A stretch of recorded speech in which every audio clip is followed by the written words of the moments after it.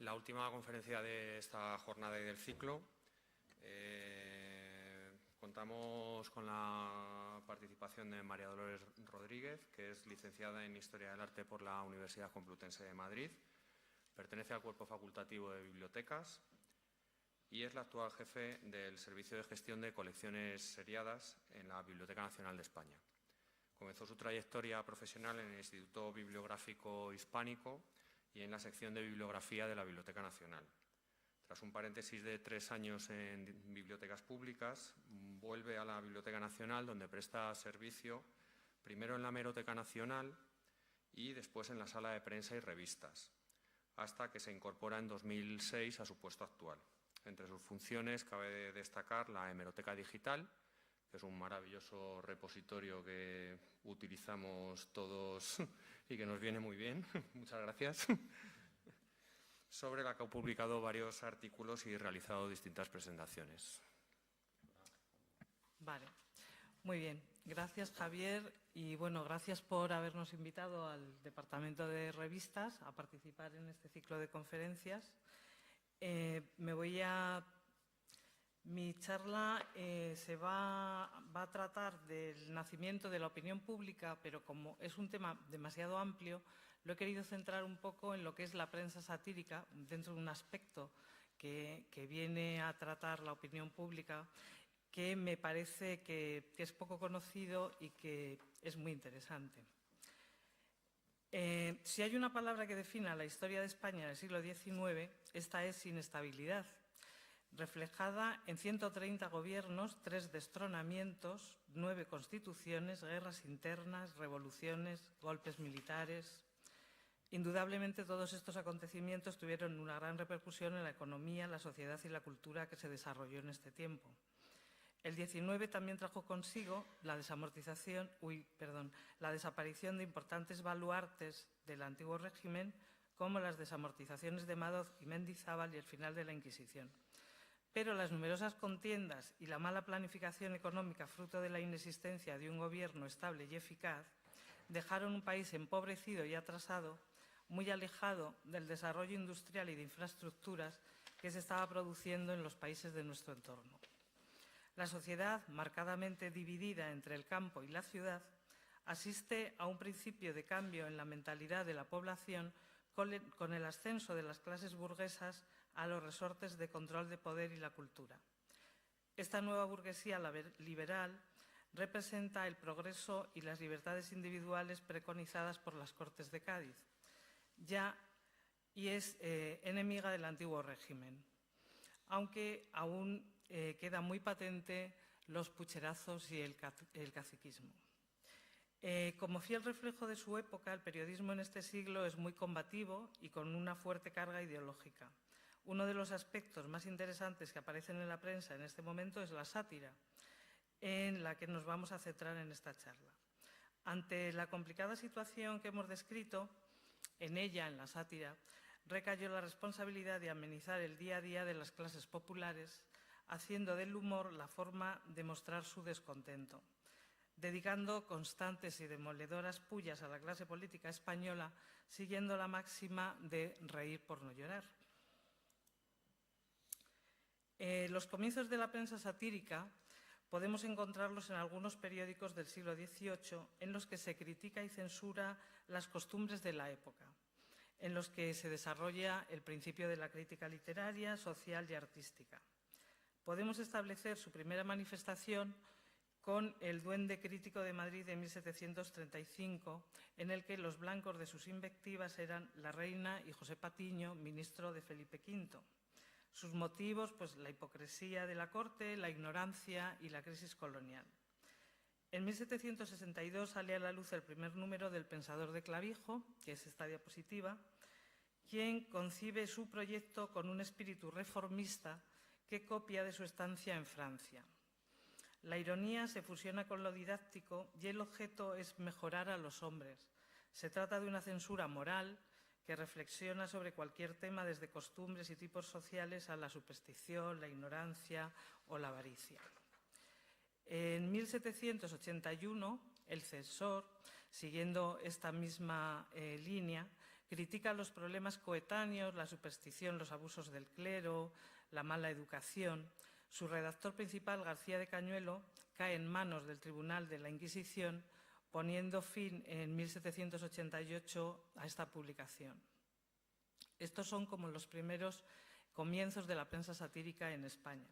Ya en el siglo XIX fueron muchos los periódicos que recurrieron a la sátira como instrumento de denuncia de abusos e injusticias, y aunque los hubo de todos los colores, a este género se rindió sobre todo la prensa más liberal. Podemos encontrar dos tipos de sátira: la social, con intención moralista y educadora, cuyo objetivo es corregir por medio del humor los abusos de la época, o la sátira política, mucho más agresiva, ácida y sarcástica, cuyas dianas pueden ser personajes del gobierno, situaciones relacionadas con algún hecho histórico o como réplica a otros periódicos de distinta ideología o con intereses enfrentados. Tanto la una como la otra se valen de dos manifestaciones: en los textos, la sátira, y en el dibujo, la caricatura. En el periodo de la Guerra de la Independencia y las Cortes de Cádiz, y merced a la Ley de la Libertad de Imprenta sancionada por ellas, se produce en nuestro país una eclosión de publicaciones periódicas y folletos de muy distinta índole, algunos de muy corta vida, de los que se sirven las distintas facciones de los partidos políticos y demás estamentos sociales como medio de propaganda para hacer llegar al mayor número de personas sus diferentes idearios.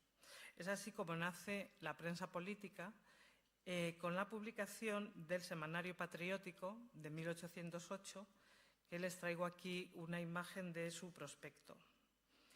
Encontramos gran número de periódicos en los que predominaban las sátiras que se cebaban en Napoleón, en su hermano José, en Fernando VII, sobre los que caían todo tipo de sanbenitos, como por ejemplo este diario napoleónico, que solamente tuvo este ejemplar, o sea, solamente salió este número, y es alusivo a los acontecimientos del 2 de mayo.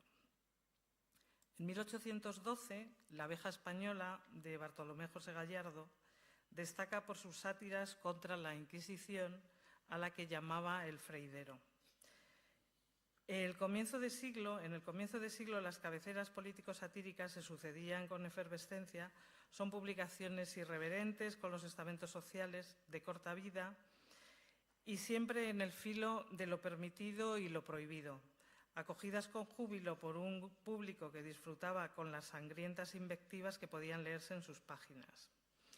La reacción de 1814 dio al traste con todas estas publicaciones, decretando que solamente se publicase la Gaceta y el Diario de Avisos, que era como la prensa oficial del momento.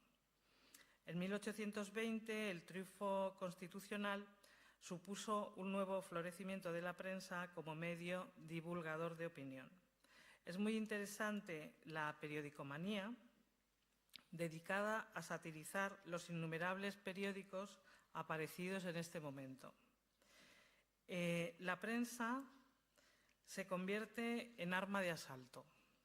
Su mejor ejemplo es el Zurriago.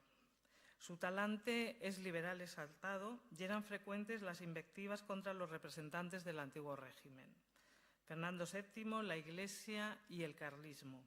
Su discurso está comprometido con las luchas ideológicas de principio de siglo y en su introito o prospecto ya menciona el dirigismo de la opinión pública por parte de la prensa, manifestando en sus intenciones guerra abierta con los periodistas que en vez de dirigir la opinión la extravíen. El blanco preferente de sus burlas era Martínez de la Rosa, a quien llamaba Rosita la pastelera, y como representante de los liberales moderados o pasteleros según este periódico. En esta época son continuas las réplicas y contrarréplicas entre todas estas publicaciones. Algunas nos dejan una clara muestra de sus intenciones en los mismos títulos. Aquí os he puesto una caricatura de Gil Blas, donde están todos los representantes de cada uno de los periódicos pues dándose de mamporrazos. Como os decía, en los mismos títulos, por ejemplo, el látigo liberal contra el Zurriago indiscreto, pues ya el mismo título nos está hablando de las intenciones de la publicación. O la La tertulia del malecón o el Antitremenda, que era una réplica al periódico absolutista El Tío Tremenda. Con la entrada en España de los 100.000 hijos de San Luis, pues la prensa vuelve a quedar reducida a los 2 periódicos oficiales y alguno de carácter literario. Los comienzos del Larra articulista se dan durante el decenio absolutista. Larra es más un intelectual culto que un agitador político. Sus armas son la imparcialidad apoyada en la ironía, la parodia, el sobreseimiento y la alegoría. Primero desde el duende satírico del día y tras su pugna con José María Carnerero, director del Correo Literario y Mercantil, con un nuevo periódico que es El Pobrecito Hablador de 1832, que en su subtítulo nos deja muy claras las intenciones de esta publicación. Se llama Revista Satírica de Costumbres, en la que pretende corregir los comportamientos que él considera mezquinos. Al morir Fernando VII, el gobierno de Martínez de la Rosa y su política de libertad de imprenta contribuyeron a que la prensa recobrara nueva vida, aumentando las cabeceras, aumentando las tiradas y, por lo tanto, su influencia en la opinión pública. No quiere esto decir que existiese una verdadera libertad de expresión y que los censores no tuviesen trabajo. Las luchas encarnizadas entre partidarios de uno y otro bando hicieron correr ríos de tinta, pero también le dieron mucha vida a la tijera, secuestrando números, cerrando redacciones. Aquí os he puesto una parte que aparece cuando les censuraban una caricatura o un chiste o un poemita, pues ponían aquí una advertencia diciendo no nos dejan publicarlo, pero lo que queríamos publicar es esto que os contamos aquí debajo. Esta es otra caricatura donde representa que la nueva ley de imprenta, ahora puede usted escribir lo que quiera, ahora que le tengo bien encadenado y que no se puede mover. Una forma habitual que tenían los periódicos para eludir la suspensión era cambiar el título, pero manteniendo los mismos contenidos. Tras el pronunciamiento militar de la Granja, Modesto Lafuente funda Fray Gerundio. Con un espíritu próximo al de Larra, la regencia de María Cristina había abierto un poco más las rendijas de la libertad de expresión. Este periódico se imprime en León. Aquí tenemos Fray Gerundio. Esta revista da voz al personaje de un monje exclaustrado a causa de la desamortización de Mendizábal. Sus diálogos o capilladas con el lego Tirabeque se harán muy populares. Trasladado a Madrid, se sigue imprimiendo en la misma línea. La revista cuenta con alguna ilustración, pero como mero acompañamiento al texto. Este fraile tenía sobrada cultura clásica, como demuestra empleando en sus bromas el latín macarrónico, y sus críticas tienen un alcance genérico. Ataca al carlismo, a los clérigos que se unen a sus filas, a los falsos liberales, a los diputados o ministros demagogos. Salió hasta 1841, en que Prin, molesto por las ironías a él dedicadas, retó a su autor. Lafuente, que se había proclamado enemigo de los duelos, lo rechazó, pero prefirió cesar la publicación para evitar mayores problemas. Fue el periódico satírico que mayor popularidad tuvo en su época. Durante el bienio progresista aparece el padre Cobos. Una de las causas de su éxito fue el que en su día no se conociesen quiénes eran sus redactores, lo cual le rodeaba de cierto halo de misterio. Su principal colaborador, que nosotros sí que lo sabemos ahora evidentemente, fue el poeta José de Salgás, quien con gran ingenio escribía contra la incapacidad, los desmanes y las ridiculeces de políticos, cómicos y otras figuras importantes. Incluía una sección de indirectas donde se dan cabida a comentarios breves sobre la actualidad teatral. Y cierra con una sección de anuncios de carácter paródico, no son anuncios reales.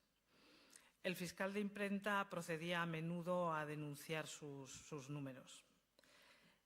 La implantación de la técnica litográfica en los años 40 del siglo XIX es el momento en que se puede considerar que nace la prensa satírica caricaturesca, con intención político y social. La caricatura es la frase satírica transformada en dibujo. Puede ser el retrato de una persona que exagera o simplifica los rasgos físicos, haciendo hincapié en los faciales, pero también puede representar las peculiaridades de su carácter o incluso la actividad que desarrolla, ridiculizando estos aspectos con un fin humorístico. También se puede caricaturizar un hecho histórico o una institución o cualquier cosa.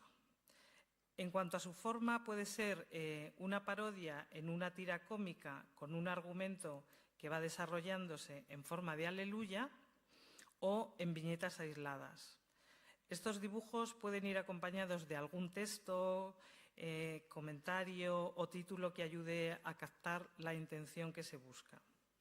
Como antecedentes de la caricatura en España, podríamos pensar en la serie de Los Caprichos de Francisco de Goya, pero además en la época de la Guerra de la Independencia aparecieron en varias ciudades una serie de grabados con caricaturas alegóricas de Napoleón I y José I. Estas caricaturas no se publicaban en prensa, sino que se publicaban como estampillas sueltas que se difundían en las mismas imprentas donde se podían comprar los periódicos.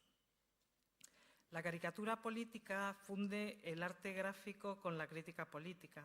Son imágenes crueles de personajes de la vida pública que resaltan sus errores con el ánimo de ridiculizarlos, y su finalidad es provocar una reacción en los lectores, una llamada a la protesta. Gracias a su inserción en la prensa, la difusión de este mensaje se multiplica de forma muy eficaz. Estas imágenes concentran gran cantidad de información en relativamente poco espacio. Para ello se sirven de símbolos que están diseñados para ser comprendidos por un público amplio, aunque muchas veces nos cuesta comprenderlos desde nuestra perspectiva actual, al faltarnos la conexión con la realidad social, cultural y política de su momento. Por ejemplo, os he puesto esta diapositiva donde vemos a un mono que va vestido como rey y que entra triunfante por un arco.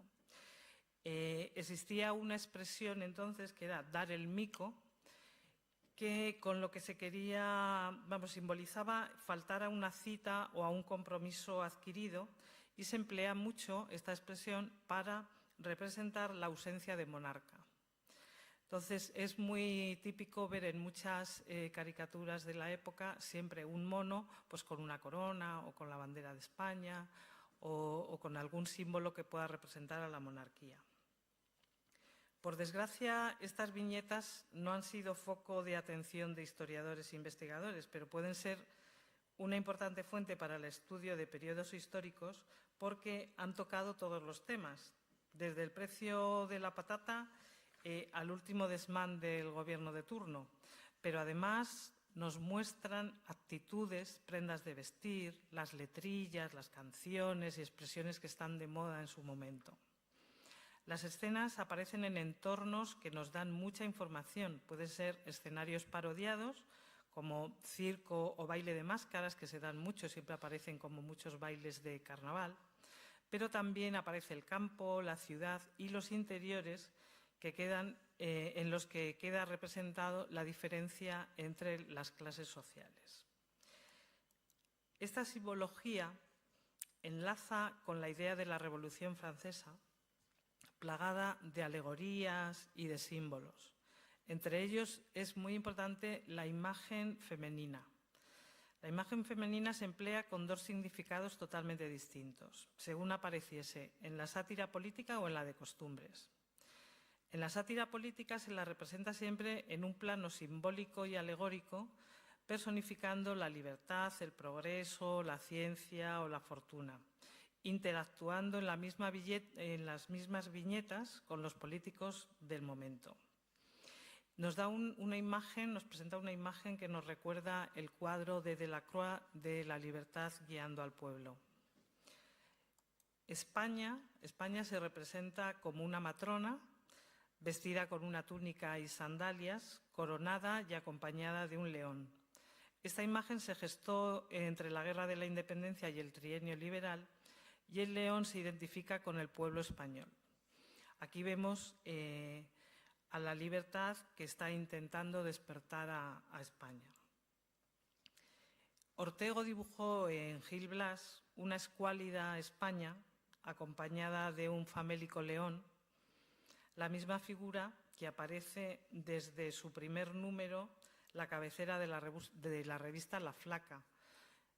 Nos están hablando de que en estos momentos España está pasando un periodo de crisis económica muy fuerte, entonces en lugar de una matrona lustrosa y guapa, pues nos representan a España de esta manera. En La Flaca, esta España ya no lleva una corona, no lleva una corona de rey, lleva una corona de laurel, ya que Isabel II había abandonado España el año anterior tras la gloriosa. En la década de los 70 y 80, esta España demacrada y paupérrima sirvió para denunciar la pésima gestión económica de los sucesivos gobiernos de la Restauración, que conllevó miseria y hambre a un elevado porcentaje de la población española. Como en esta siguiente viñeta de la publicación La Campana de Gracia, en la que, amordazada por la ley de imprenta, es atacada por toda clase de alimañas, representando los males del país, la deuda, la miseria, la triquinosis, hasta la filoxera. En la campaña también aparece en la siguiente, en esta, una España apuñalada, en la publicación Gedeón, y torturada en el motín. La República se representa tocada con, como vemos aquí, con un gorro frigio, puede ser alada y suele ir acompañada de elementos que simbolizan la ley, la justicia, la paz y el progreso. En esta diapositiva está muy claro cómo el lado de la República, pues se ve ahí unos personajes bailando alrededor de un árbol, hay fábricas, hay todo el mundo como muy bien vestido, mientras que en la zona de España, de la situación española actual, pues vemos guerras, violencia, aquí a un arcado y todo como de unas muestras de abandono y destrucción.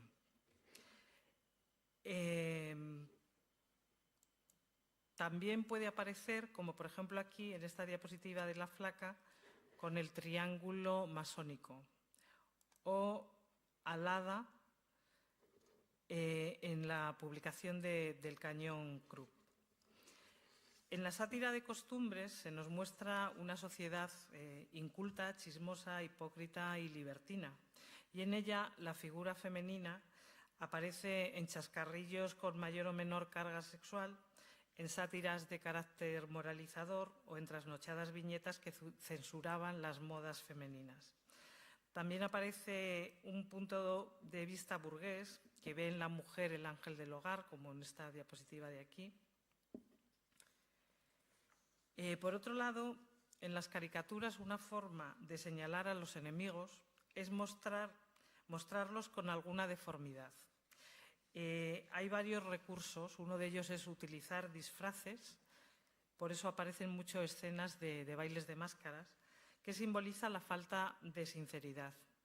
O el enanismo representando a la muerte, con tripas enormes, con formas de animales, vestidos de mujer.